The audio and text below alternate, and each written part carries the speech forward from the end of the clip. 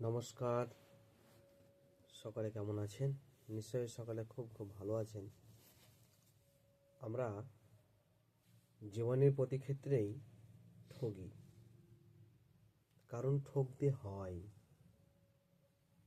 আমাদের জীবন যেভাবে এগিয়ে চলছে, আমাদের এই সুন্দর মানব জীবনে চলার পথে অনেক কিছু ঠকতে হয়, জেনে হোক অজ্ঞানে হোক, এই সমস্ত দিক থেকে